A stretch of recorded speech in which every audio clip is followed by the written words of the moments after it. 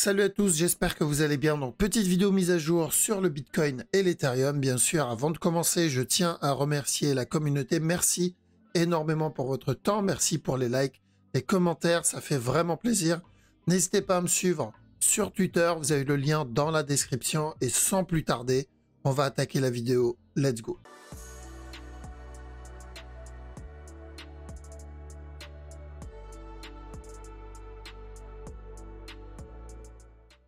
Alors, donc on commence avec le Bitcoin, donc BTC. Dans la précédente vidéo, on cherchait de l'achat, d'accord? Ici, on cherchait de l'achat pour revenir tester le top.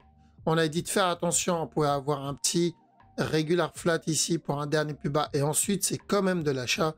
Donc, quoi qu'il arrive, l'objectif, c'était de revenir péter le top. Il a cassé le top, mais bon, il n'est pas allé très loin, contrairement à ce buy qu'on avait pris plus bas. Donc, il a cassé le top, mais l'impulsion, elle était relativement importante. Là, non. Donc, il y a une petite perte de momentum dessus. Il y a une petite feinte là-dedans, mais grosse impulsion baissière. À partir de là, si on prend du recul, on voit bien que l'impulsion qu'il a donnée semble être la plus grande. Donc, ça semble être plus grand que ce qu'il a donné ici. D'accord? Je parle de la première impulsion, pas de la structure complète. Donc, ça semble être plus grand. Ce qui est logique si on attend donc une réaction dans la zone, parce que on se rappelle que on est dans cette zone-là, d'accord? Et je m'attends à ce que on obtienne une réaction dans cette zone, que ce soit un flag, une fin de structure, une correction, peu importe. Mais je m'attends à ce que ça soit important, et je m'attends à ce que ça soit plus important que la précédente zone. Vous vous rappelez la zone daily, où on a dit, donc on était plus bas, on a dit attention à cette zone. Donc là, on a obtenu un petit flag et une petite fin de structure. Donc ça doit être quoi, du 4 heures. Là, c'est plutôt daily, weekly qu'on va rechercher. Donc c'est la première impulsion. On va voir quel type de réaction on va obtenir. Je pense que ça va être plutôt une structure corrective 1 heure. D'accord? Donc ça peut mettre un petit moment. Il va falloir être patient. Bon, ceux qui tradent en interne, c'est pas trop un problème. Il y aura des setups en interne. Mais ceux qui tradent la structure 1 heure, par exemple, ou plus, il va falloir attendre que cette structure se termine. Ça peut être une structure plus grande que ça, mais pour le moment, avec le peu d'informations qu'on a, c'est-à-dire juste une impulsion baissière, on part pour une structure 1 heure. D'accord? Donc, je m'attends à quoi ici? Comme précédemment, c'est-à-dire comme ici, rappelez-vous, on a obtenu un gros spike vers le bas. Donc, on a dit attention à un potentiel B et ensuite un C avant la continuation. Alors, ce qu'il a donné, il est venu péter le top. Et ici, pareil. Donc, on a une grosse impulsion, pardon. Ensuite, on a dit on attend un B. Et ensuite, un C. Et ensuite, pourquoi pas la continuation pour revenir au moins tester ce top. Pardon. Ce qu'il a donné. Donc, l'idée reste la même ici. Parce qu'on n'a pas toutes les infos. On n'a qu'une partie du puzzle, c'est-à-dire un drop. Ça, on peut le considérer comme un A. Donc là, ce qu'on veut voir, c'est un B. Et après, pourquoi pas le C. Et là, OK pour la continuation. Donc, ce que je montre ici, c'est la structure la plus simple. Il peut très bien donner une structure plus complexe que ça. Mais s'il donne une structure complexe, ça veut dire que la time frame va être un peu plus grande. Mais l'idée reste la même. D'accord? Donc, pour le moment, on fait rien. Là, il n'y a rien à faire dans ce genre de move. On doit attendre le B. On peut trade ensuite la structure corrective en interne. Donc, le B, s'il en donne un en interne. Mais pour ceux qui tradent plutôt la grosse time frame, bon, là, il n'y a pas vraiment grand-chose à faire. Et plus qu'à attendre, voir déjà est-ce qu'il va venir directement valider le B ou est-ce qu'il va revenir couler, combler la mèche qu'il a donnée, ce qu'il fait régulièrement, ce qu'il fait souvent, et ensuite, pourquoi pas partir pour le B derrière, d'accord? Ensuite, le C avant la continuation. Donc, il y a beaucoup trop de possibilités dans un début de structure comme ça. C'est pour ça on le laisse respirer, on laisse le temps que la structure se développe. Maintenant, voilà, on est dans cette zone, donc c'est pas une surprise en soi. On s'attendait à ce qu'ils réagissent dans cette zone. On ne savait pas c'était où exactement, mais c'est là, j'ai l'impression qu'il est parti pour une petite réaction. Je pense qu'on continuera à monter. Je ne m'attends pas à ce qu'il donne la grosse réaction tout de suite. On peut continuer à monter encore un peu en interne, mais il va falloir être patient là-dedans. D'accord? Donc, pour résumer, on attend un B actuellement. Le mouvement nous a donné la première impulsion 1 heure, je dirais une grosse impulsion 1 heure, plus qu'à attendre le fameux B, ça c'est notre A, et ensuite le C, si on veut continuer à push. Tant qu'on n'a pas ça, vaut mieux rester à l'écart. Là, je parle pour la plus grosse time frame, bien sûr, en petite time frame, 5 minutes, 15 minutes ou même en dessous. Bon, on peut manger tous les setups qu'il nous donne dans ces time frames-là. ETH, c'est exactement la même chose. D'accord? ETH, on a obtenu 2 beaux buy setup, voire même plus en réalité, mais dans cette time frame, parce qu'on a eu celle-ci, on a eu ça, on a eu un mouvement en interne. Celui-là, il était nickel. Celui-là, il était propre aussi. Donc, il y a eu des buy setup. On a eu un petit dernier ici. Et ensuite, il nous a donné le petit spike, le retournement. D'accord? Donc, c'est une bonne chose. Pourquoi? Parce qu'on va commencer au moins à une structure corrective. Parce que oui, les structures correctives, c'est bien. Parce que c'est, on va dire, la prochaine station du train pour donner le temps à tout le monde de descendre, prendre des profits ou de monter et aller à la prochaine station, j'ai envie de dire. Donc ça, on va le prendre comme notre A, d'accord? Pareil, j'attends une correction, donc j'ai besoin d'un B, d'un C, si je veux continuer à buy. Si je n'ai pas ça, je ne prends pas ça en compte comme de l'achat. Donc là, c'est vraiment trop tôt. D'accord? Bien sûr, je n'oublie pas la possibilité d'un running flat ici aussi. C'est une possibilité, c'est très peu probable. D'accord? Parce que le A, pour moi, il est plutôt correctif. Voilà pourquoi je préfère plutôt le B, le C, et ensuite, why not, la continuation pour de l'achat. BNB, tranquillement, il est en train de faire notre B. Là, il y a 0 changement sur la structure. D'accord? Ça, pour moi, c'est toujours le A. Ce qu'il donne ici, on le considère toujours comme un B. Une fois le B terminé, je chercherai de la vente. Et ensuite, pourquoi pas de l'achat. D'accord? Donc, je ne m'attends pas à ce qu'ils viennent péter le top. Pour moi, c'est juste la structure corrective de ce drop. Une fois la correction terminée, on reviendra tester ce bas-là. Le DOT, alors DOT, on va le mettre dans le même panier que ETH et que BTC pour le moment. Mais on fait bien sûr attention au potentiel running. Je rappelle, on cherchait de l'achat quand on était plus bas pour le running flat. Et on a dit de faire très attention dans cette zone, qu'il fallait prendre le DTP dans cette zone tant qu'on n'a pas cassé le top. Pourquoi? Parce qu'il y a toujours le risque d'un running. D'accord? Donc ce running-là, pour revenir péter le bas. Ok, ça ne veut pas dire qu'on va avoir ça. Mais tant qu'on n'a pas pété le top, c'est une structure possible. C'est une structure qui existe et c'est une structure qu'on voit fréquemment. Donc attention. Maintenant, bien sûr, s'il range dans cette zone comme il l'a fait ici, si je le vois donner une correction dans cette zone, il n'y aura pas de running. S'il y a un running, il ne va pas traîner dans cette zone, donc on va vite le savoir. Je répète, si on doit avoir un running ici, c'est-à-dire s'il doit venir couler pour nous valider ce running flat, il ne va pas traîner là-dedans. Il va juste couler directement. Pour la majorité, ils n'auront pas peut-être le temps de prendre le trade, sauf s'ils trade la petite time frame.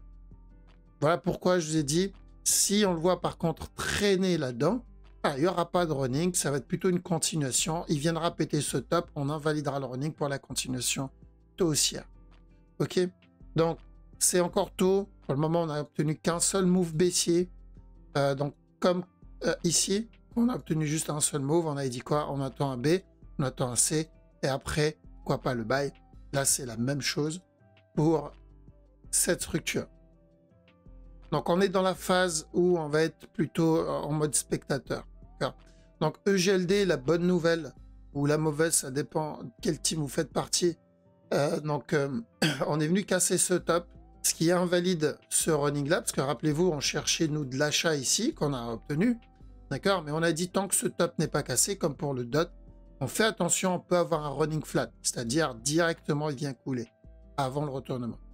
Mais s'il traîne dans cette zone, ce qu'il a fait ici, il y a de bonnes chances pour une continuation, d'accord? Donc c'est exactement la même analyse que le DOT, sauf que EGLD, lui, l'a déjà fait. Donc, on a avancé un peu dans le futur par rapport à d'autres. Donc, comment on a trade le GLD? On trade exactement de la même manière le DOT, tout simplement. Vu que c'est un cas qui a déjà été validé ou invalidé si on attendait un running. D'accord? Donc, cassure du top, donc fin du running flat. Ça veut dire quoi? Pourquoi j'ai dit bonne nouvelle pour certains? Bah, ça veut dire que c'est une nouvelle structure qu'on est en train d'obtenir. Donc ça, on peut considérer ce mouvement comme un A. Donc la prochaine étape, c'est venir corriger ce A et ensuite continuer le buy. D'accord? Donc pour ceux qui sont dans l'achat parce ils ont un bag EGLD et ils veulent que ça continue à monter, bah, c'est une bonne chose qu'il ait invalidé ce running flat. Ok. Maintenant, moi, ce qui m'embête, c'est plutôt l'interne. En tant que trader, donc la petite time frame, l'interne, ça m'embête un peu. Là, ok, on s'attendait à de l'achat pour revenir tester ce top, mais pas une impulsion aussi importante. Je m'attendais plutôt encore à un dernier plus bas, un dernier drop, pardon, avant la continuation. Donc là, vu qu'il s'éloignait pas mal du top, il y a peu de chances qu'on obtienne le running, d'accord? On peut avoir un petit drop ici avant la continuation, mais ça sera... Bah, déjà, c'est dégueulasse et ça va être très compliqué à trade en tant que tel. Donc, il y a de bonnes chances que ce soit juste un petit contracting qu'on a obtenu ici. Bon, les contracting, c'est pas les structures les plus agréables à trade, mais je vois pas d'autres types de structures parce que il y a que deux possibilités ici. C'est où on est dans un contracting et à ce moment-là, bon, bah, ça, c'est juste une impulsion et on continuera à prendre les buy setup. Ou sinon, c'est encore en cours, c'est toujours un A, ça, c'est un B et on va avoir un spike vers le bas avant la continuation. C'est peu probable, d'accord? Je le garde quand même en tête, mais c'est peu probable. Après, on n'a pas obtenu le gros drop comme pour BTC et ETH, donc on va voir. Après, si je regarde l'interne en 1 heure, j'ai un beau petit régular, donc ça comme A, ça comme B, ça comme C, et là, pourquoi pas chercher de l'achat pour revenir tester le top au moins une fois. On peut obtenir une structure plus complexe s'il décide de me donner un plus gros B, d'accord? Mais tant qu'on reste dans cette zone, tant que j'ai pas une grosse impulsion comme BTC ETH, on reste dans cette zone. L'idée, c'est de revenir tester encore une fois le top. Sol. Alors, Sol, ça va être même analyse que ETH, évidemment. Maintenant, je garde en tête aussi le Sol pour je garde en tête un running. D'accord? Parce que je rappelle ici, on cherchait de l'achat comme première possibilité pour un regular flat simple. La deuxième possibilité, c'était une structure un peu plus grande, mais toujours de l'achat. Donc un A ici, un B, un C et ensuite le buy. D'accord? Donc c'était de l'achat dans tous les cas, mais vu qu'il a donné un mouvement correctif en interne, on cherchait un truc un peu plus grand. Et quand il a cassé le top, on a dit de faire attention à un running, donc un drop et ensuite un up. Donc ce move, je peux le considérer comme le C du running. D'accord? Donc tant que ce bas n'est pas cassé, on fait attention. Hop, on va mettre le bas ici. Donc tant que ce bas n'est pas cassé, on fait attention parce qu'on peut avoir ensuite encore un autre up. D'accord? Donc ça, c'est dans le cas d'un running flat. S'il range dans cette zone, donc, au lieu de drop, il reste dans cette zone, il range dans cette zone. Donc c'est toujours haussier, ça ne changera pas la direction. C'est juste que ça va mettre un peu plus de temps parce que ça ne sera pas un running. Un running, c'est drop up directement, alors que si range, il va mettre un peu plus de temps et ensuite un up. Et pour le moment, le running, on le garde comme possibilité. Le VET, alors VET long terme, on fait attention au running flat. Donc nous, on est à l'achat depuis ce bas-là, d'accord? Il y a eu un beau petit setup, il y en a eu d'autres en interne. Et on a eu une belle impulsion, donc on fait attention dans cette zone au running. Parce que tant qu'on n'a pas cassé ce top, on risque, comme pour EGLD, comme pour le DOT, on risque le running flat, donc on doit faire attention.